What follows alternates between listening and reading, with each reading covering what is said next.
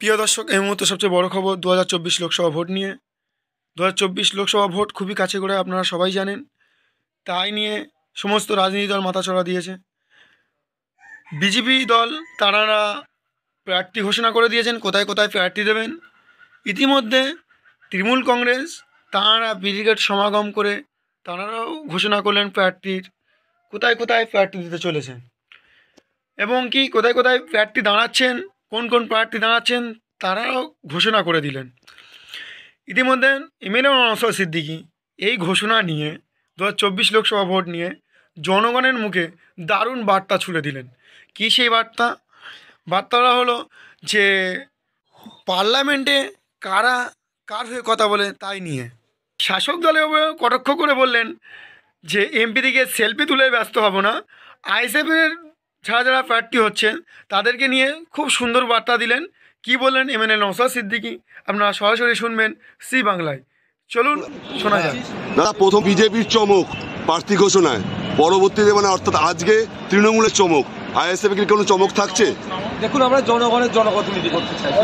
ওই যে সিনেমার আর্টিস্টকে দিয়ে, খেলোয়াড়দেরকে দিয়ে, যাদের মাটির সাথে যোগ নয় তাদেরকে দিয়ে পাঠাবো জিতিয়ে, আর পার্লামেন্টে গিয়ে টিকটক করবে, পার্লামেন্টে গিয়ে কোনো কথা বলবে না, সে ধরনের আমরা দেবো না।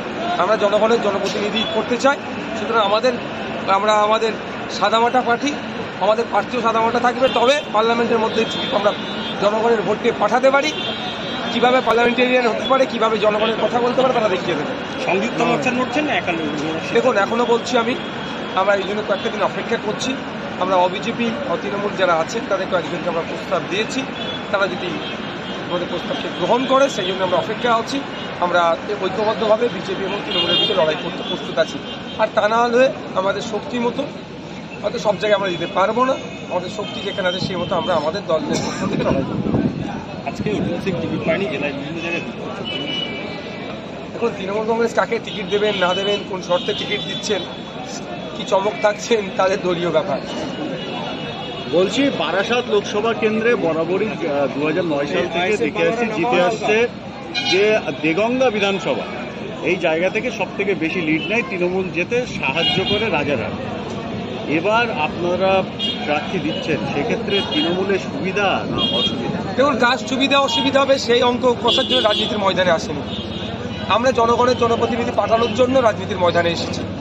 বারাসাত থেকে দাঁড়াতেন, দেগঙ্গার ভোট নিয়ে জিততেন। আমি শুধু নট অনলি দেগঙ্গা, বাকি কনস্টিটিউয়েন্সি যেগুলো আছে মানুষের জন্য কি করেছেন। যখন কৃষকদের বিরুদ্ধে বিল পাস হচ্ছিল কি করছিল, যখন সিএ এর বিল পাস হয়েছিল এই বারাসাত কেন্দ্রের এমপি তখন কি ভূমিকা ছিল, 370 নিয়ে যখন আলোচনা কি ছিল। এক কথায় জনবিরোধী যে সমস্ত বিল অপদার্থ বিজেপির কেন্দ্রের সরকার যখন নিয়ে আসছিল, বারাসাত কেন্দ্রের এমপির ভূমিকা নিয়ে আমরা দেখে নিয়েছি। এবার তিনি পরাজিত হচ্ছেন, আশা করছি তাকে পরাজিত করে ইন্ডিয়ান সেকুলার ফ্রন্টের পক্ষ থেকে আমরা যাকে দাঁড় করাবো তিনি বিজেতা হাসি এসে পার্লামেন্টে যাবেন, মানুষের কথা বলবেন। বিজেপি বলছে তাদের চমক সংশোধিত নাগরিকত্ব আইন, এটা কি সুবিধা দেবে না জনগণ কতটা দুর্ভোগে না সুবিধা পাবে? দেখুন, বিজেপি তৃণমূলে আবার বাইনারি করতে চাইছে। ওরা এগুলো নিয়ে এসেই বিজেপি তৃণমূলের মধ্যে ভোট ভাগাভাগি করতে চাইছে। বিজেপির অবস্থা বাংলায় খারাপ, তৃণমূলের অবস্থা খারাপ, সুতরাং ওটা তাদের জন্য চমক। ওটাই কি ভোটটাকে ভাগ করে নেবে। এই জেলায় কোনো কাজ হবে না। এই জেলায় কটা আসনে আইএসএফ প্রার্থী দিচ্ছে? দেখুন, এই জেলার মধ্যে 2-3টে আসনে আমাদের নজর আছে। এবার জোট হলে জোটের ক্ষেত্রে একটু কনসিডারের জায়গা আছে, না হলে আমরা যেমন বারাসাতের বাদ দিয়ে আর কোন কোন জায়গায় কথা বলছি? বসিরহাট আছে, বনগাঁ আমাদের নজরে আছে। না, দেখুন, আমাদের ওটা এখনো হয়নি, ওটা আমাদের দলের কনফিডেন্সিয়াল বিষয় আছে।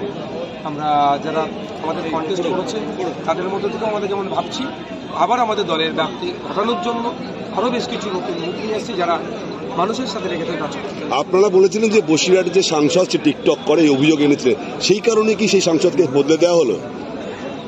দেখুন, ব্যাপারটা হচ্ছে সেই সংসদের ভূমিকা কি।